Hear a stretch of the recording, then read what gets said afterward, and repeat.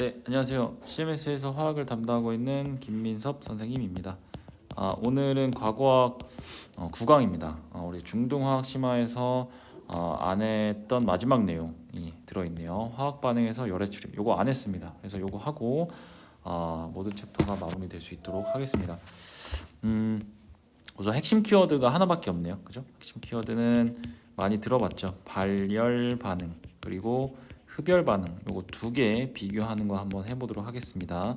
발열 반응과 흡열 반응. 우선 너희들 어떤 물질이 한번 여기다 써볼까요? 어떤 물질이 가지고 있는 고유한 에너지가 혹시 얼마인지 아니? 어떤 물질이 가지고 고유한 에너지? 사실 이 고유한 에너지를 잴 방법이 없어요. 네.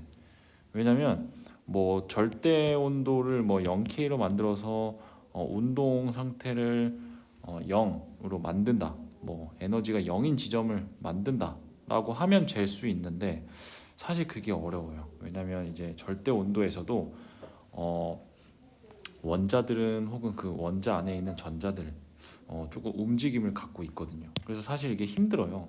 고유한 에너지를 잴 방법이 없는데 우리가 에너지라는 거는 말고 에너지의 변화량이 있어요. 변화량. 화학에서는 이제 반응 전과 반응 후에 이제 에너지의 변화량이 생기는데 그 에너지의 변화량은 이제 잴 방법이 있어요. 잴 방법이 있다. 그래서 보통 이제 반응 전과 이제 반응하기 이후에 에너지의 이제 변화를 한번 살펴볼 건데요. 뭐 사실 나올 수 있는 케이스가 두 가지밖에 없어요. 뭐냐면 첫 번째는 반응물의 에너지가 높거나 생성물의 에너지가 낮아요. 네. 그래서 반응물의 에너지가 생성물보다 높은 케이스가 이렇게 하나 있어요. 그 다음에 두 번째는 뭐가 있어요? 두 번째는 그죠, 반대의 케이스가 있겠죠. 반대의 반응물이 낮아요. 반응물이 낮고 이제 생성물이 높아요. 이렇게 보여. 그래서 반응물의 에너지가 낮고요. 이제 생성물의 에너지가 높은 케이스. 그죠? 이거 말고 더 있나요? 만약에 반응물과 생성물의 에너지가 같았다면 반응을 안 한 거겠죠. 맞나요? 그래서 x축을 우리가 반응 시간, 그리고 여기도 반응 시간이라고 한번 써보고 y축을 에너지라고 한번 정리를 해봅시다. 그래서 요 절대치, 요 절대치, 요 절대치, 요 절대치는 사실 측정하기가 힘들어요. 그런데 우리가 요 차이만큼의 에너지의 변화량, 그 다음에 이 차이만큼의 에너지의 변화량은 우리가 잴 수가 있어요. 보통 너희들 이제 수학에서 이 변화량이라는 기호로 뭘 많이 쓰냐? 그죠? 이제 델타라는 걸 이제 많이 쓰죠. 델타. 그래서 델타에 H라는 요 약어를 씁니다. H. 뭐 델타 E를 쓸 수도 있는데요. E는 사실 너무 만만해요. 뭐 이제 결합 에너지도 이제 E라는 걸 이제 쓰고요. 그 다음에 뭐 자유 에너지나 아니면은 뭐 여러 가지 이제 E가 기호로 많이 이제 쓰여요. 그래서 E보다는 우리 지금이 열 에너지를 다루는 거니까 이제 열을 다루는 거죠. 이제 열이 영어로 뭐죠? 히트죠, 히트. 그래서 히트의 앞 글자를 이렇게 딸게요. 그래서 H 이렇게 델타 H 이렇게 정리를 하시면 되겠습니다. 부호가 좀 중요한데요. 지금 반응물의 에너지가 높고 생성물의 에너지가 낮아요. 근데 보통 이제 델타가 나중에서 처음 걸 빼는 거잖아. 그래서 나중에 에너지는 낮은데요. 처음 에너지는 높아요. 그래서 나중 거에서 처음 걸 빼면 델타 HFO가 얘는 음수가 나오겠죠. 그리고 얘는 양수가 나오겠죠. 그걸 우리 발열 반응과 발열 반응과 흡열 반응이라고 합니다. 이걸 발열 반응과 흡열 반응. 발열 반응은 반응물의 에너지가 높아요. 그리고 생성물의 에너지가 낮아요. 그래서 그 차이만큼을 이제 열 에너지로 방출했다라는 거고요. 흡열 반응은 반응물의 에너지가 낮고요. 생성물의 에너지가 높아요. 그래서 그만큼 차이만큼 흡수를 해서 에너지가 높아졌다라고 하시면 되겠습니다. 상대적으로 발열 반응에서 더 안정한 건 뭐야? 상대적으로 안정한 건 생성물이죠. 에너지가 낮으면 낮을수록 안정한 거니까. 반응물은 상대적으로 불안정한 겁니다. 그 다음에 흡열 반응에서도 에너지가 훨씬 낮은 게 안정한 거예요. 상대적으로. 그럼 생성물은 상대적으로 불안정해졌다라고 하실 수가 있겠습니다. 에너지가 높아졌으니까. 그래서 발열 반응과 흡열 반응 정도 이렇게 구분하시면 되겠고, 자, 발열 반응은 열을 발생시키는 반응입니다. 그래서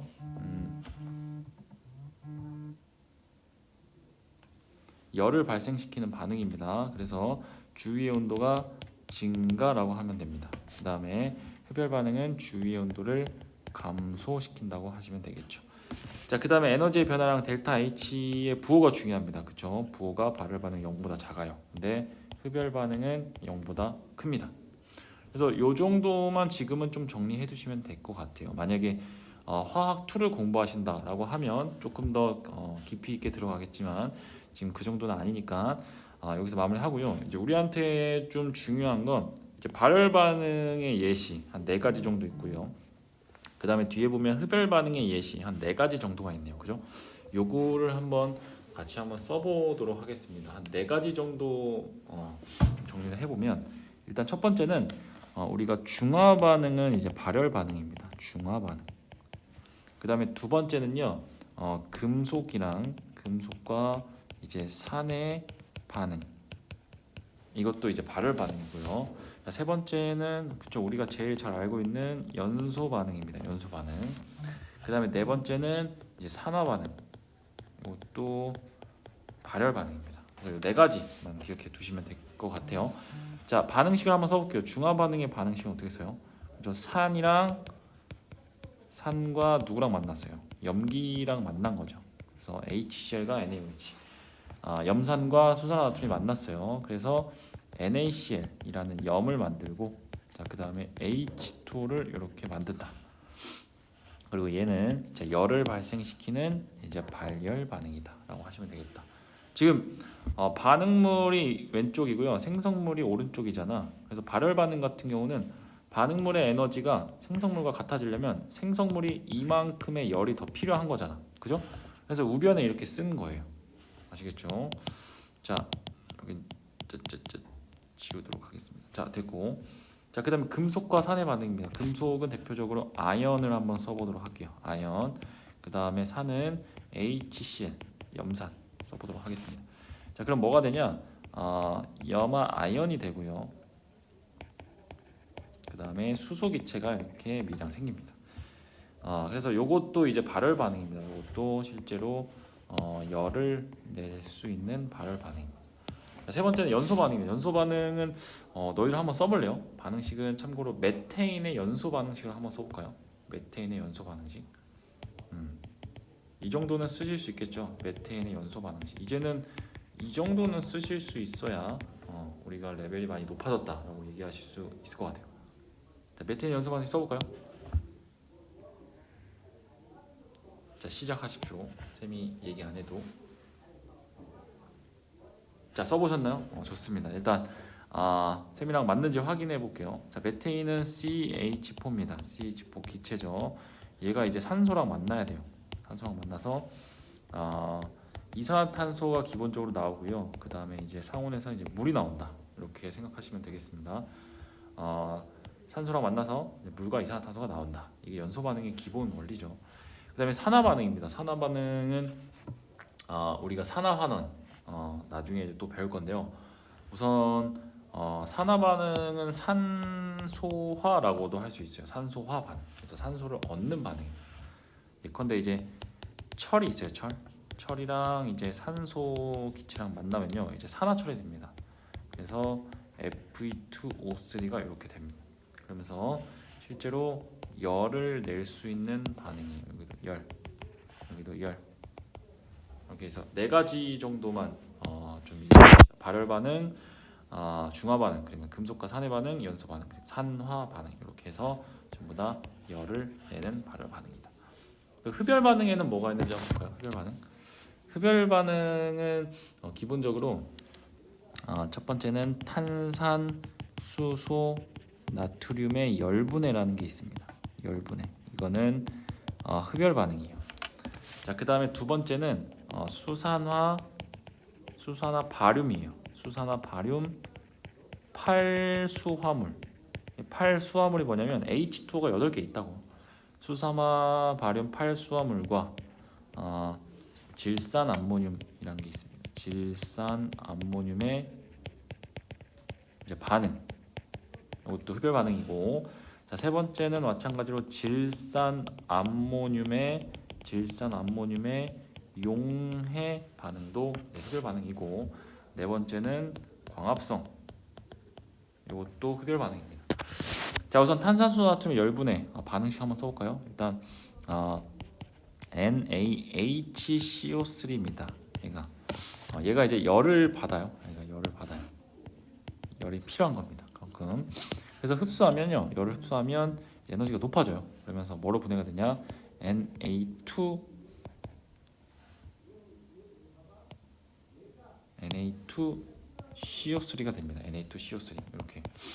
그 다음에 이제 CO2 기체랑 이제 H2O 이렇게 생깁니다. 실제로 열 분해 반응, 이건 흡열 반응이에요. 그 다음에 두 번째 수산화바륨 8수화물과 질산 암모늄의 반응. 일단 수산화바륨은 어떻게 써요? 그렇죠. BaOH2죠. 그 다음에 이제 8수화물은 이제 8점입니다. 점 8H2O 이렇게 써주시면 됩니다. 그럼 수산화바륨의 8수화물 이렇게 써주시면 되겠어요. 이제 고체 상태고요.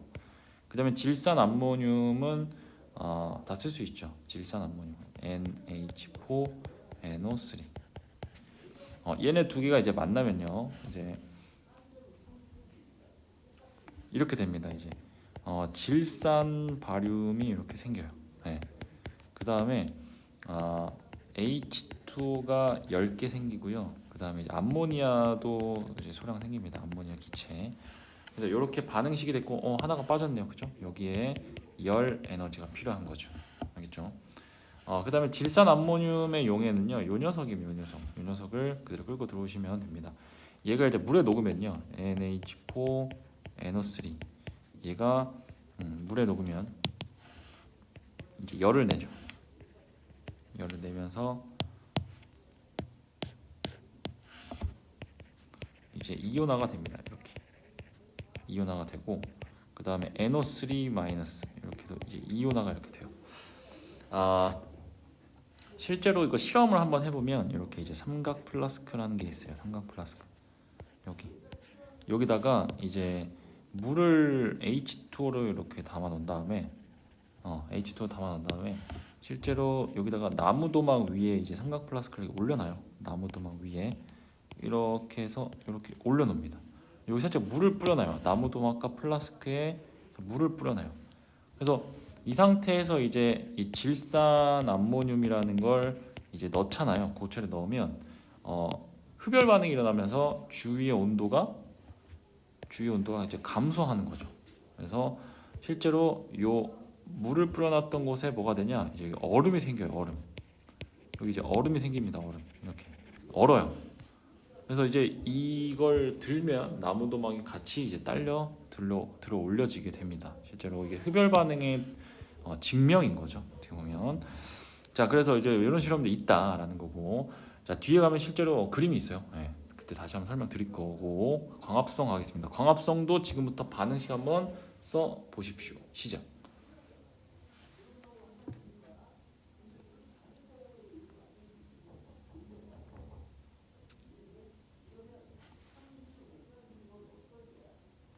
있나요? 자, 광합성은 보통 누구랑 만나요? 그렇죠? CO2랑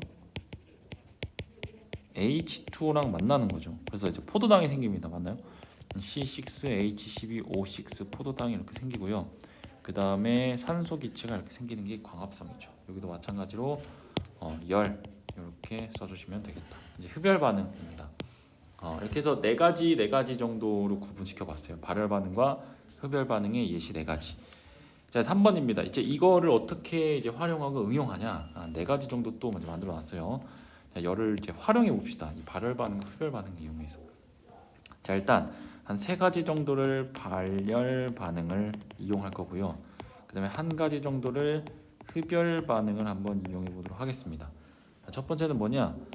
우리가 조리용 발열팩이라는 게 있어요. 그래서 도시락이나 이제 전투식량 같은 거 보면요, 발열팩 요즘에 많이 나오잖아, 그죠? 따뜻하게 먹을 수 있는. 그게 이제 주 원료가 이제 탄산칼슘입니다. 탄산칼슘을요, 이제 물과 이제 반응을 시켜요. 탄산칼슘 물과 반응시켜서 이제 수산화 칼슘을 만들면 뭐가 생기냐? 이 열이 이렇게 생겨요. 실제로 발열 반응입니다. 그래서 이제 음식이 따뜻하게 데워질 수 있는 겁니다. 그다음에 두 번째는 이제 휴대용 손난로. 휴대용 이제 손난로. 이것도 마찬가지로 이제 산화 반응을 이용한 거죠. 그래서 우리 그 핫팩이죠. 핫팩이 이제 철이에요. 철. 그래서 얘가 이제 핫팩을 뜯으면 누구랑 반응해요? 그렇죠. 산소랑 이제 반응을 하겠죠. 그래서 뭐가 돼요? 이제 산화철 되면서 실제로 뭘 내요? 열을 내는. 그렇죠. 그래서 따뜻해지는 이제 발열 반응이 일어날 수가 있다. 자, 마지막은요. 제설제입니다. 제설제. 제설제는 보통 이제 염화칼슘을 이렇게 이제 많이 사용하죠. 그래서 얘가 이렇게 조회성을 띄어서 이렇게 이온화가 실제로 이렇게 됩니다. 얘가 실제로 스스로 대기 중에 있는 수증기를 스스로 이제 빨아들여서 이렇게 이온화를 시킬 수 있는 능력이 있어요. 그걸 우리가 조해성이라고 합니다. 조해성. 그래서 얘도 이제 열을 내는 이제 발열 반응이 되겠다. 그래서 이제 제설제는 따뜻해지니까 얼음을 이제 녹이는 역할을 하는 거죠. 자, 그다음에 4번 요건 흡열 반응입니다. 흡열 반응은 주위 온도가 감소하는 걸 이제 활용해 보는 게 이제 냉각팩이라고 할 수가 있습니다. 냉각팩은 아까 얘기했듯이 염화 암모늄의 이제 용해, 얘가 물에 녹으면 물의 용해가 되면 주위 온도를 감소시키는 역할을 합니다. 그래서 실제로 얘가 흡열 반응에 이용이 되는 냉각팩 정도 알아두시면 될 것 같아요. 자, 이렇게 해서 정리를 해봤고요. 저는 연습 문제 1번, 2번, 3번, 4번, 5번, 6번, 7번, 8번, 9번까지 한번 지금부터 풀어보겠습니다. 영상 잠깐 멈춰주시고요. 지금부터 풀고 다시 영상 플레이 하시면 되겠습니다. 자, 시작하십시오.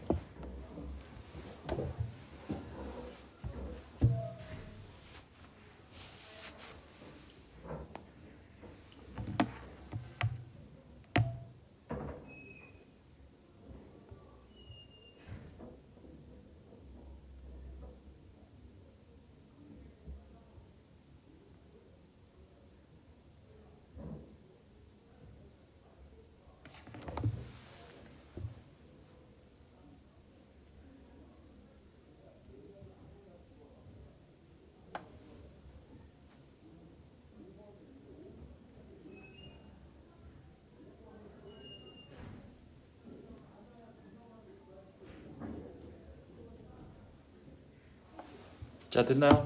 쌤이랑 같이 한번 풀어보도록 하겠습니다. 다 푸셨죠? 자, 첫 번째 발열 반응은 열을 그쵸 방출하는 반응이죠. 이거 아니네요. 그쵸? 열을 흡수하는 건 흡열 반응이죠. 발열 반응이 일어날 때 주위 온도가 그렇죠 증가하게 됩니다. 흡열 반응에서 생성물의 에너지의 합은요 반응물의 에너지 합보다 크다. 맞나요? 그죠, 맞죠.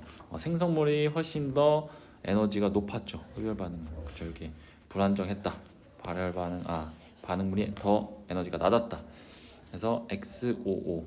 그 다음에 연습 문제 2번. 자, 발열 반응이면 흡열 반응이면 자 구분하시면 됩니다. 메테인의 연소 반응 그렇죠. 발열 반응이죠. 자, 수소나트륨 혼합한다. 뭐죠? 중화 반응이죠. 이건 발열 반응입니다. 탄산수소나트륨의 열분해 반응 이건 흡열 반응이에요. 그렇죠? 광합성도 흡열 반응이었어요. 자, 연습 문제 3번은요. 수산화 발연 8수화물과 질산암모늄을 서로 반응시켰어요. 그러면 뭐가 돼요? 이거 흡열 반응이죠. 자, 열을 흡수하게 되고요. 주위 온도가 낮아지게 됩니다. 자, 표는 발열 반응과 흡열 반응을 이용한 장치의 원리를 나타낸 것이다. 괄호 안에 알맞은 말을 쓰시오. 철가루가 산화될 때 열을 어떻게 되죠? 이렇게 열을 방출하면서 이제 주위의 온도가 증가하게 되는 거죠. 그래서 따뜻해지는 거잖아요. 냉각팩입니다. 질산암모늄 NH4NO3죠. 그래서 얘가 이제 물의 용해가 되면요, 주위의 열을 이제 흡수하게 되는 거죠. 주위의 온도가 이제 감소하게 됩니다.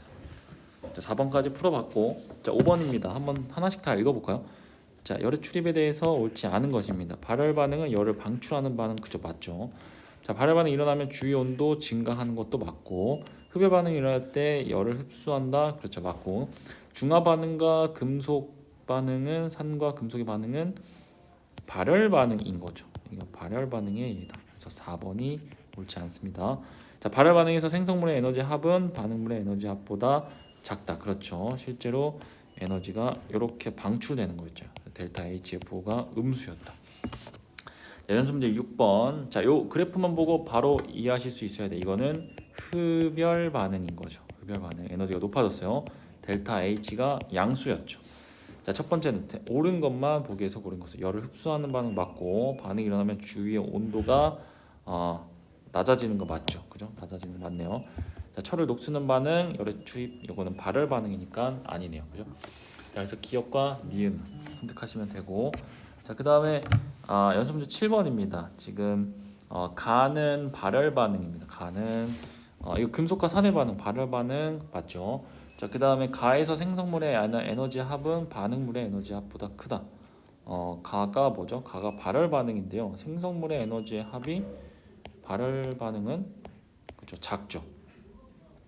그래서 얘는 틀렸습니다. 여기 생성물이고요. 이거 반응물이었잖아요. 생성물 에너지 합이 더 작습니다. 자, 반응이 일어날 때 열을 흡수한다. 흡열 반응 이해해야 되네요. 나가 그죠? 지금 탄산수 나트륨의 열 분해였으니까 얘도 맞고요. 그래서 기억과 디귿.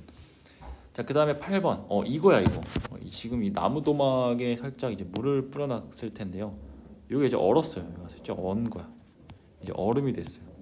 실제로 이거 붙었죠. 보이나요? 이거는 흡열 반응이라는 이제 증거입니다.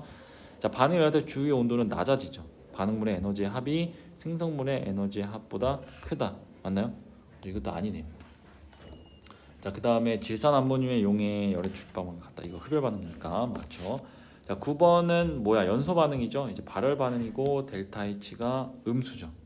자, 첫 번째는 메테인의 연소는 발열 반응이다. 그렇죠. 맞고, 연소될 때 주위의 온도가 올라가죠. 틀렸고, 연소는 냉각팩에 이용되지 않고 휴대용 손난로에 이용이 되겠죠. 그래서 기억. 자, 이렇게 해서 발열 반응과 흡열 반응을 정리를 해봤어요. 요 정도 정리를 잘 해두시면 될 것 같고요. 이렇게 해서 중등화학 심화에 적어도 한 바퀴 정도 이제 돈 것 같네요. 자, 가장 기초적인 개념만 했으니까 계속 반복하시면서 암기하시고 이해하시면 되겠습니다.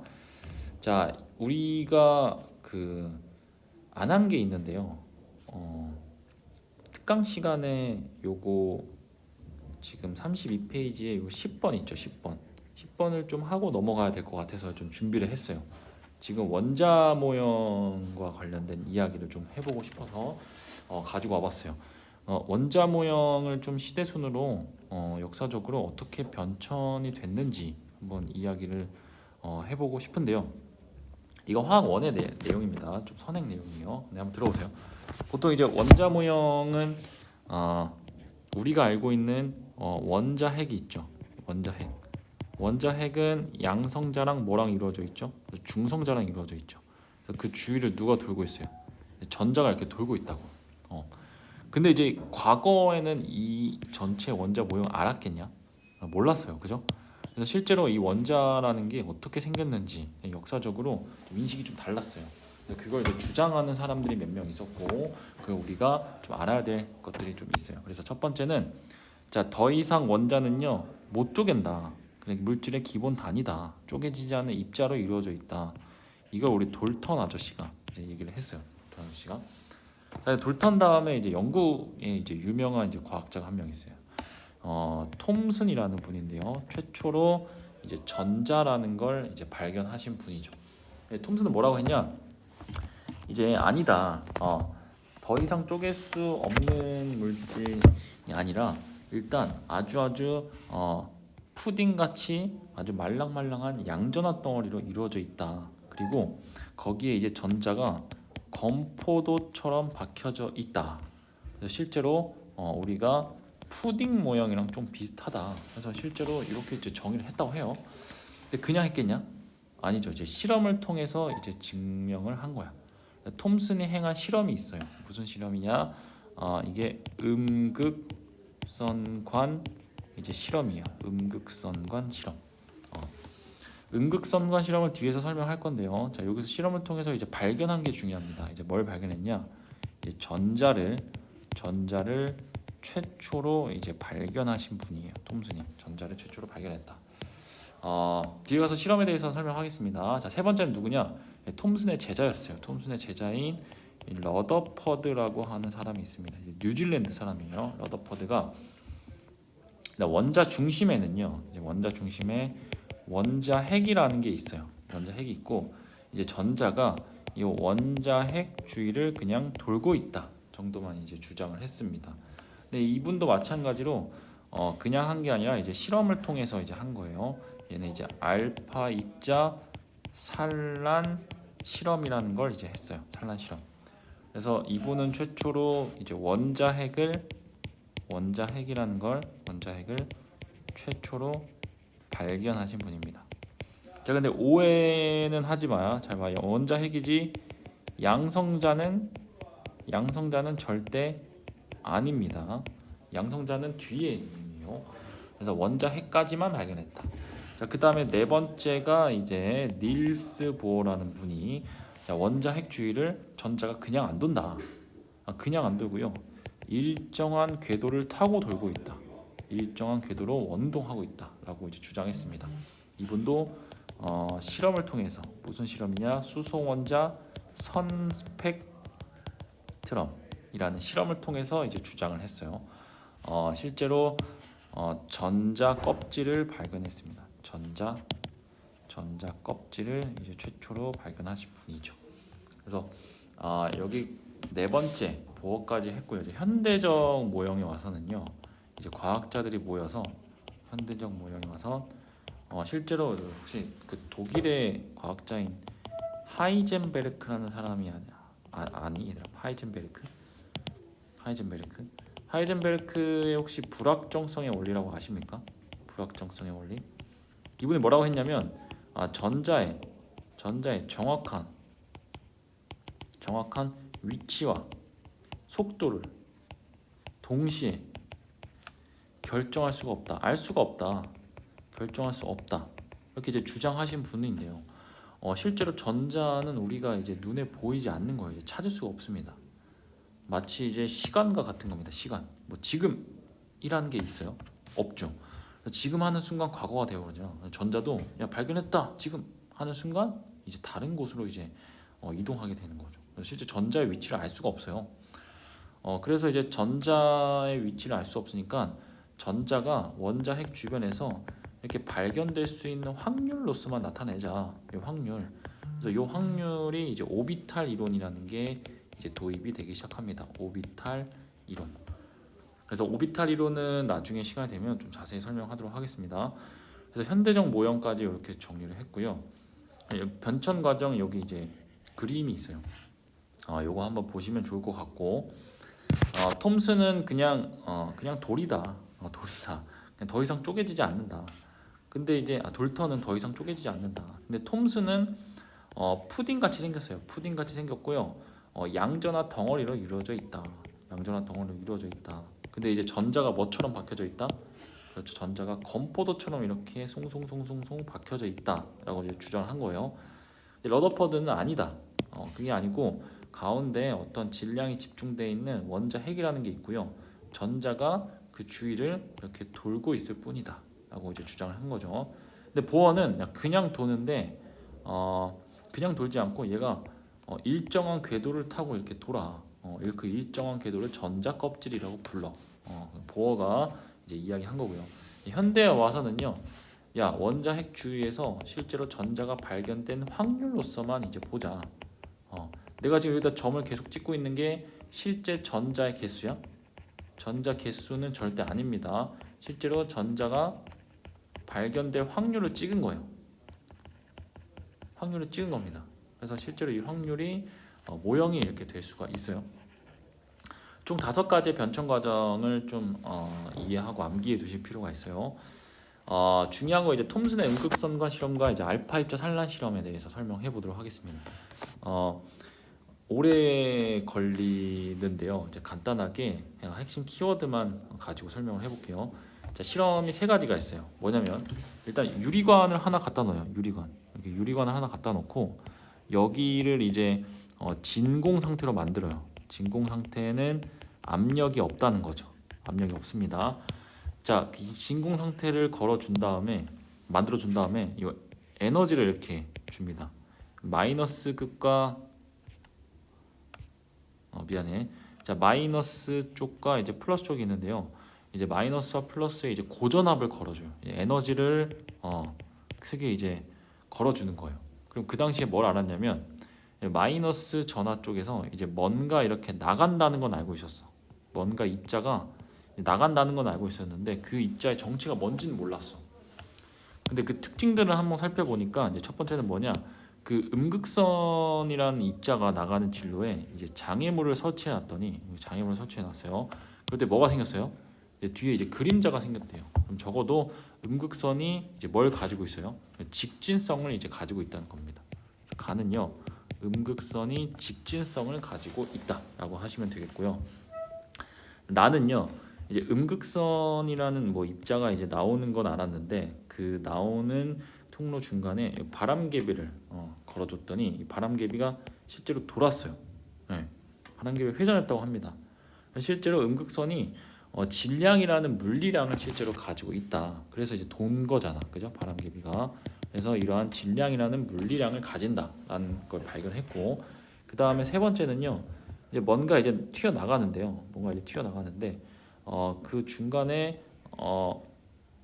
전기장을 이렇게 걸어줬어요. 전기장을 마이너스와 플러스. 근데 이제 얘가 플러스 쪽으로 이렇게 휘었다는 건 적어도 얘가 음전하를 가지고 있다는 겁니다. 인력 때문에. 그래서 음전하를 이렇게 가지고 있다라는 걸 이제 증명했습니다. 그래서 톰슨은 최초로 이 입자가 직진성을 가지고요. 그 다음에 이제 질량이라는 물리량을 가지고, 그 다음에 음전하 마이너스 전하를 동시에 가졌으니 이걸 최초로 전자라는 것으로 이제 명명했습니다. 그래서 음극선의 정체는요, 이제 전자다라고 알아두시면 되겠습니다. 톰슨이 실제로 전자를 최초로 발견하신 분입니다. 이분이요, 이분. 잘생겼죠, 그죠? 머리가 많이 까지셨나요? 스트레스를 많이 받으신 것 같아요. 영국 분입니다, 영국. 자, 그 다음에 이제 러더퍼드입니다. 알파 입자 산란 실험. 참고로 톰슨의 제자였어요, 러더퍼드가. 실제로 톰슨의 제자였고요. 이 제자가 러더퍼드였습니다. 둘이는 아주 각별한 사이였어요. 알파 입자 산란 실험을 실제로 이거 톰슨이 시킨 거예요. 톰슨이. 예.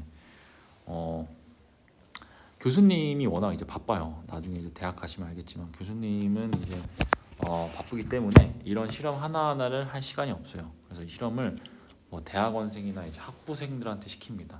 그러면 뭐 하기 싫다고 해야 되나요? 하기 싫다고 하면 안 되죠. 그냥 알겠습니다 하고 시키는 건 그냥 다 해야 돼. 시키는 건 교수님이 시키는 건 다 해라. 교수님이 시키는 건 다 해라. 왜냐?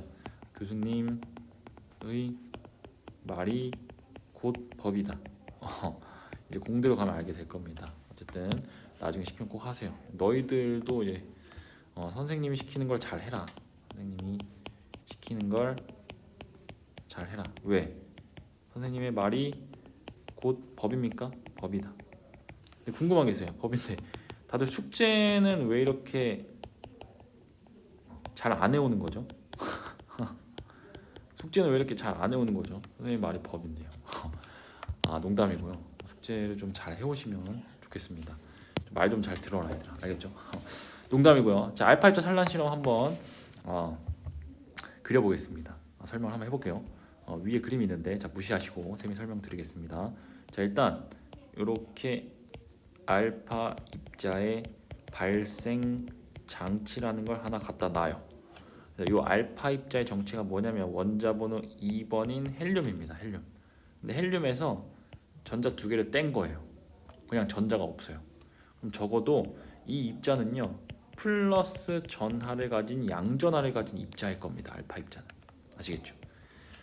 그래서 이제 알파 입자 쏠 건데요. 얘가 이제 아주 얇은 금속박에 이제 쏠 거예요. 이 입자를.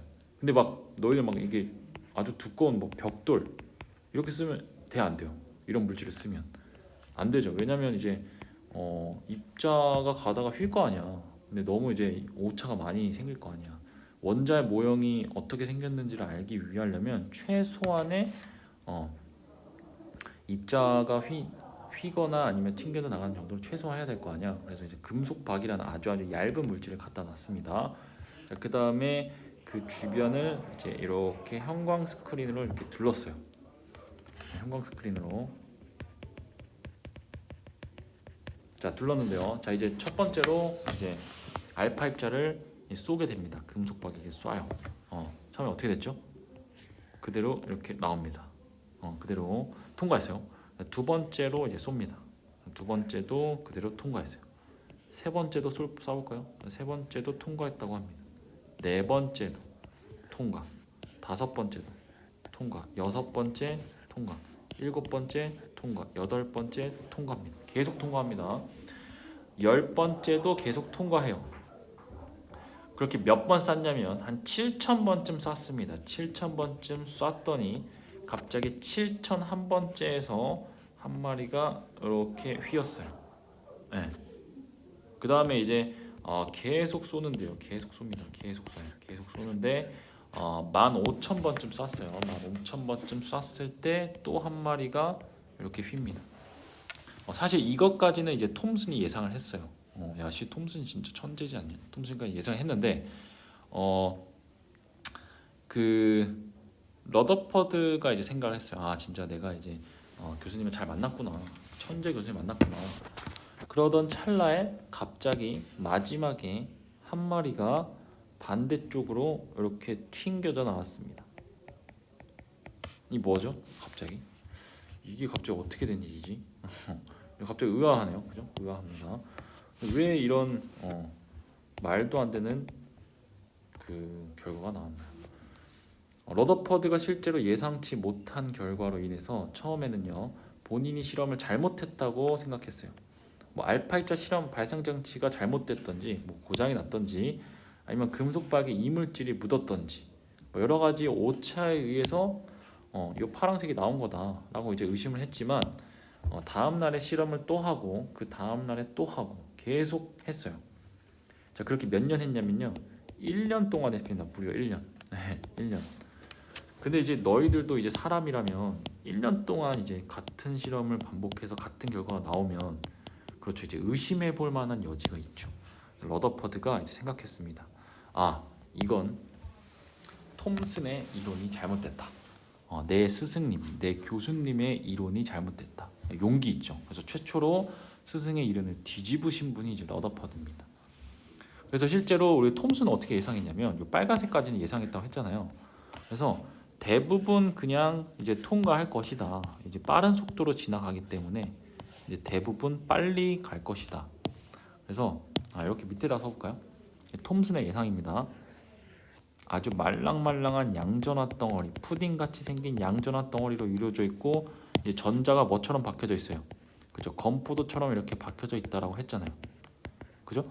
근데 이제 톰슨의 예상하기로는 알파 입자는 워낙 빠른 속도로 가기 때문에 그냥 대부분 통과할 것이다. 그냥 통과하고요.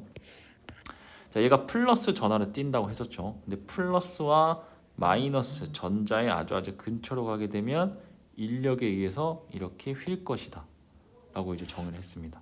또 한 가지는요, 또 전자의 근처로 갔을 때 인력에 의해서 이렇게 휠 것이다 이렇게 예상까지 했어요.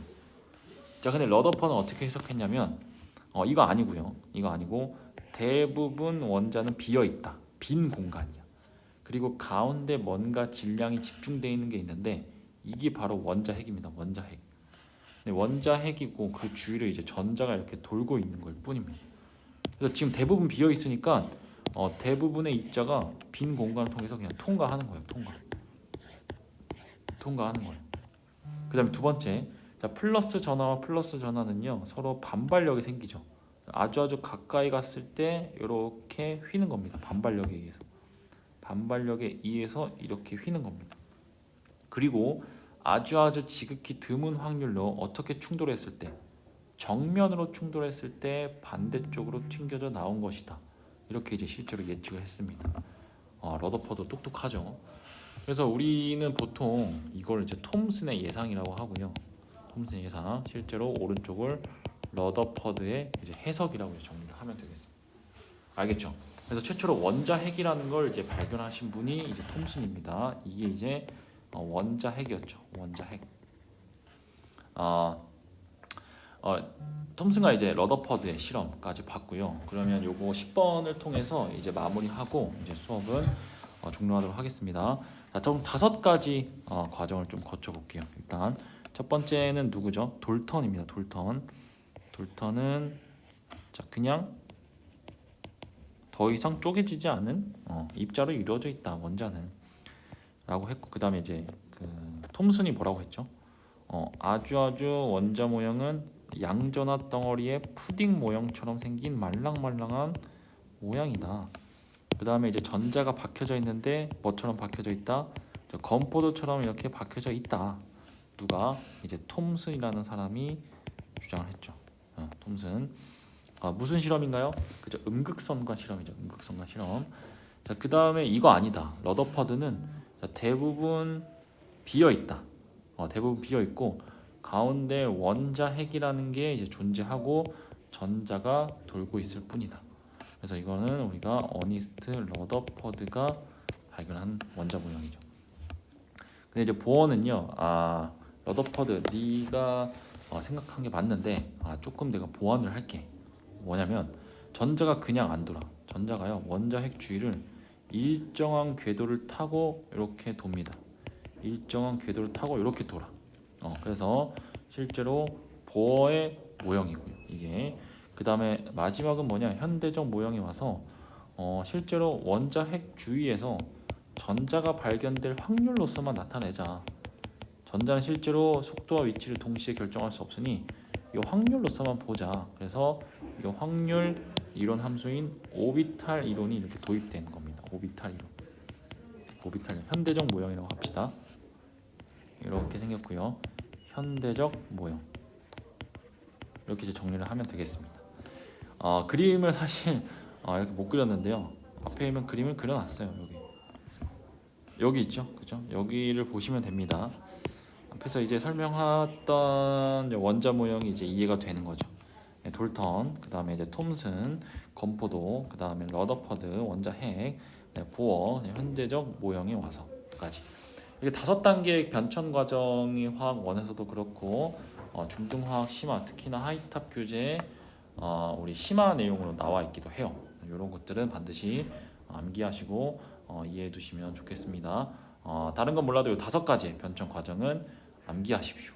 됐죠? 자, 이렇게 해서 오늘 수업은 여기서 마무리하도록 하겠습니다. 수고하셨습니다.